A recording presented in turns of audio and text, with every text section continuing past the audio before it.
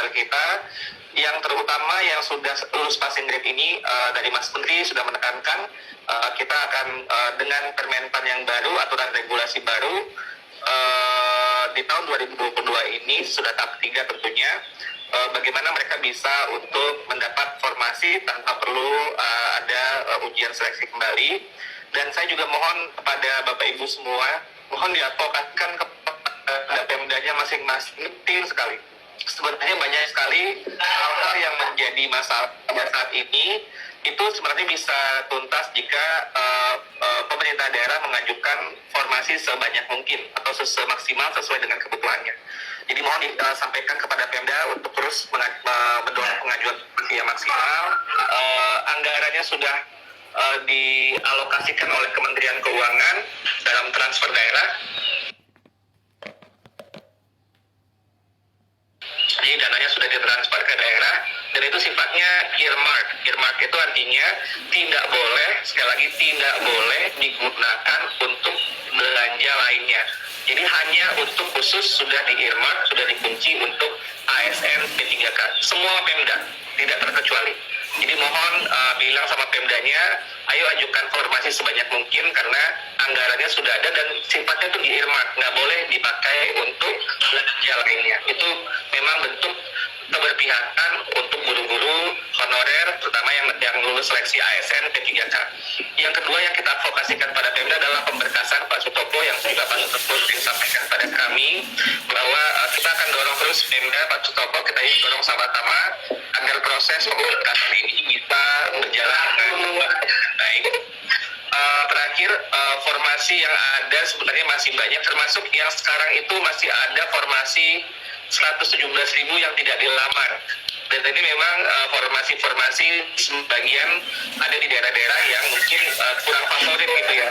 Bapak Ibu itu kalau saya banyak kesempatan dan termasuk kami berempati kepada guru-guru agama yang ada di sekolah-sekolah negeri tentunya, karena orang tuanya ada dua, satu di Kemenak, satu di Kemendikbud. Jadi kami akhirnya kedua orang tua, walaupun ini kewenangannya ada di sana, kami berinisiatif untuk melakukan komunikasi. Makanya tadi perhitungan 758.000 formasi tahun 2022 itu sudah menghitung kebutuhan dari guru untuk Kementerian Agama. Jadi artinya sudah masuk.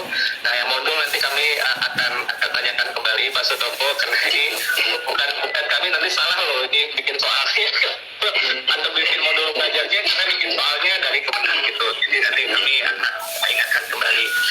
Untuk tenaga pendidikan ini kami sudah sampaikan juga termasuk di Komisi 10 kemarin bahwa kita akan memperjuangkan ini untuk tenaga pendidikan. Namun demikian Bapak Ibu tentunya paham bahwa ini formasi itu ada dari Kemenpan RB ya, yang akan menentukan keputusannya formasi ini. Tapi kami akan terus memperjuangkan ini. Ini sudah kami hitung berapa kebutuhan pengajuannya nanti akan kami lakukan, tentunya kita kaji bagaimana strateginya, tapi keputusan akhir ada di Parpenas. Terkait dengan yang sudah lulus passing grade, apakah bisa tadi yang sudah saya sampaikan, ini menegaskan apa yang Mas Menteri sudah sampaikan, perjuangan kita Pak Sutopo dan Bapak Ibu semua nggak perlu lagi teman-teman Bapak Ibu yang sudah lulus passing grade untuk ujian lagi. Jadi gimana langsung ketika ada formasi itu bisa ditempatkan. Nah tadi Pak Sutopo mengajukan usulan kalau bisa dapat di Pemda lain. Saya rasa ini memungkinkan Pak. Ini kan namanya optimalisasi ya Pak. Jadi optimalisasi jika Bapak Ibu yang sudah lulus passing grade mungkin di Pemdanya itu tidak formasinya sudah habis, tapi bisa di sekitarnya yang mungkin bisa menampung Bapak Ibu. Ini proses optimalisasi yang sebenarnya bagian dari regulasi yang ada saat ini. Sesudah tahap 3 selesai kita akan adakan optimalisasi. Jadi ini sudah ada dalam regulasi Pak Sutopo. Terkait dengan perihal passing grade ini yang tadi saya sampaikan, tentunya kami memahami ini seperti masukan-masukan tadi sebelumnya, tapi Bapak Ibu sekali lagi ini ya, saya menggambarkan gini, kalau passing grade itu adalah kemampuan minimum untuk mengajarkan sebuah mata pelajaran pada level guru pemula, itu sudah 50 lah ya. Lalu kemudian kita turunkan, mungkin kalau yang di atas 50 tahun udah 100% ya Pak, kalau di ini ya ya nggak bisa kami hitung. Oke, kalau 50 tahun ke atas rasanya pasti sudah lama mengajarnya gitu ya. Tapi yang kemudian passing grade yang sebelumnya afirmasi yang ada itu bisa menurunkan dari passing grade yang tadi. Jadi misalnya dari 50, kalau afirmasinya 10% jadi 40, tambah afirmasi 10% lagi 30. Kalau terus diturunkan Pak jadi 20, jadi 10. Jadi untuk menjadi guru kan kita malu sendiri nanti. Masa mau mengajar kata kita nanti nilai passing grade-nya 10 atau 20, padahal yang passing grade awalnya itu sudah kemampuannya minimum sekali dari level butuh pemula. Jadi itu mohon dimaklumi, tapi kami akan mencari mekanisme tadi ya yang tadi sudah disampaikan, apakah memudahkan ya masa kerja dan lain sebagainya. Itu catatan-catatan yang akan terus kita lakukan.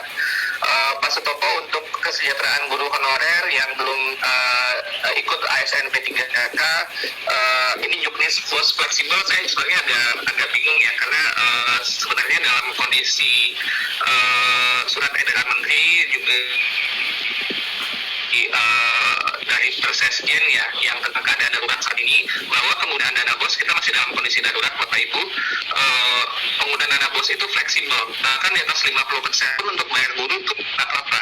Jadi 60% atau lebih itu boleh untuk dilakukan, kepala sekolahnya mengalokasikan untuk pembayaran guru honorer.